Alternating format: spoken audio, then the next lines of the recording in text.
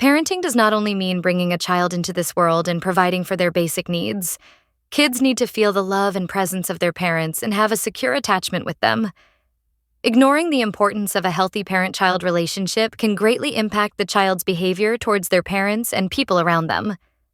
Kids' behavior and values reflect the environment they are in, and not what they are told. It is important to recognize the signs of a toxic parent-child relationship so you can protect yourself or your future kids from the trauma this can cause and start healing from this toxicity. So, what are these signs we are talking about? Number 1, conditional love or affection. It feels like your parents' love or affection comes with strings attached.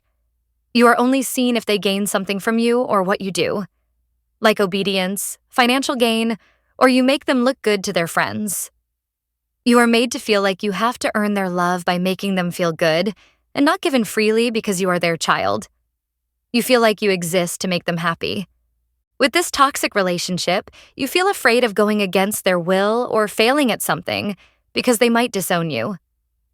Number 2, emotional manipulation. You may often feel guilty, ignored, or worthless if you refuse their request, which pressures you to give in to their demands even if it may cause you harm, hurt your finances, or cost you your health. They take advantage of the goodness of your heart or your love for them to, maybe, extract money from you. You become their caregiver, or anything that benefits them. For example, your mom asks you to lend her money for her hospital bills, but later you find out she's not sick and use the money for something else. Number 3, constant criticism and belittling.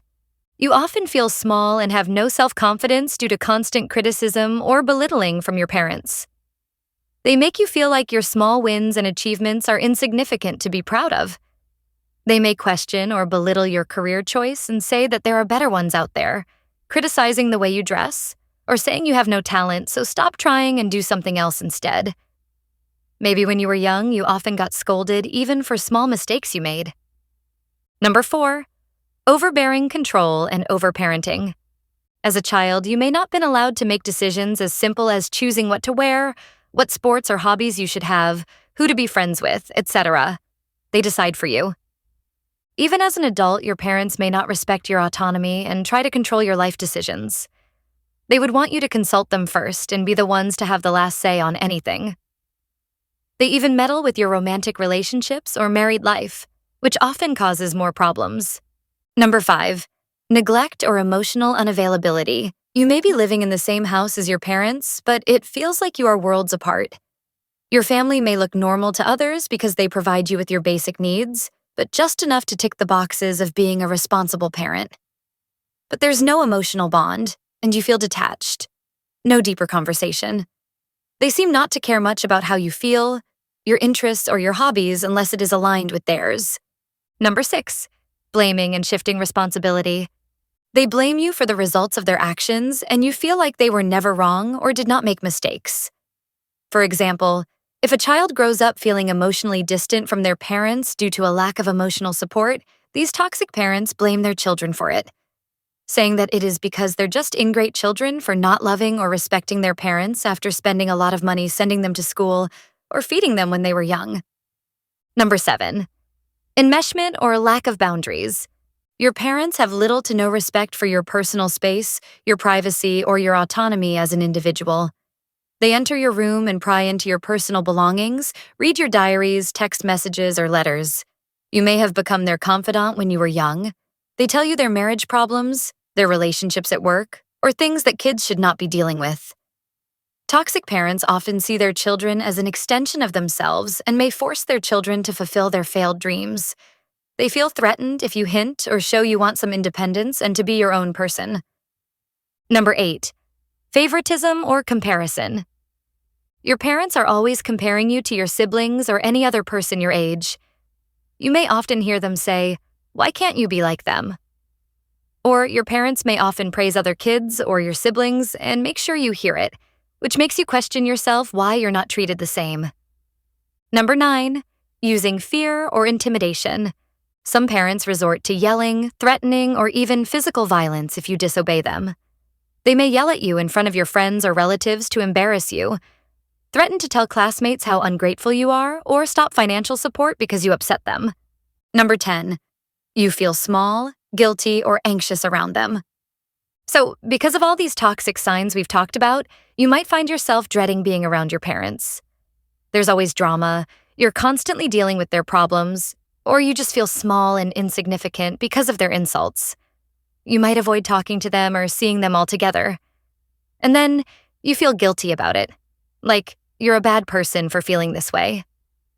But listen, your feelings are valid. They're a natural reaction to the toxic behavior you're experiencing. In a healthy relationship, you feel unconditional love. You feel seen, respected, and have peace of mind. So if you recognize any of these toxic patterns in your own life, what can you do to protect your mental health and start healing? Number 1, identify toxic behaviors. You've already taken a huge step by watching this video and learning about the signs of a toxic relationship. Know that this kind of treatment is not okay, no matter who's dishing it out, even if it's your parents. Your parents may have experienced such toxicity from their parents too, but it doesn't excuse them from doing the same to you. It's still a choice they're making. Abuse is abuse, plain and simple. Number 2, accept they may never change. People don't just magically change their personalities overnight. They might put on a good act for a few days or even a few months, but eventually, they'll revert back to their old patterns. So, don't waste your energy expecting them to change, because that's just who they are. Remember, the only behavior you can control is your own. Number 3, set firm boundaries. Now that you've identified those toxic behaviors, the most effective way to protect yourself and start healing is to limit your exposure to that toxicity. Think of it like putting up a boundary. That means limiting their access to you, whether it's through text messages, in-person interactions, access to your personal belongings, or even your finances. If you don't live with them, try to keep contact to a minimum. Only respond to important questions and steer clear of topics that you know will trigger arguments. But if you do live with them and moving out isn't an option right now, focus on keeping yourself busy and limit your interactions to shallow, surface-level conversations. It's all about protecting your peace of mind.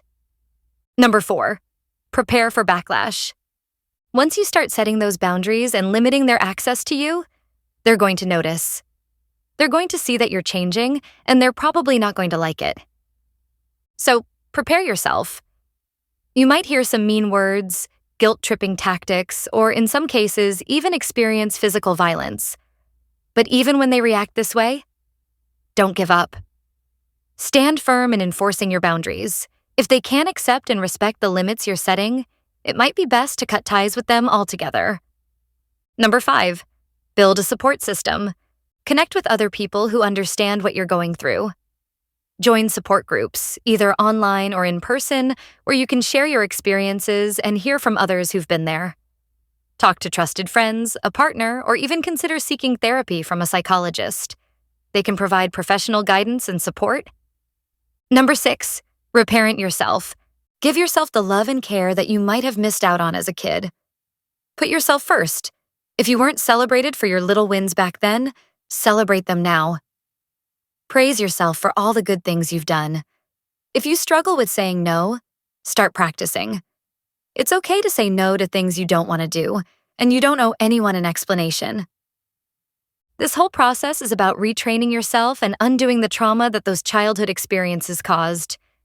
It's about healing and building a healthier relationship with yourself. Thank you for your time, and remember to take care of yourself. I'll see you in the next video.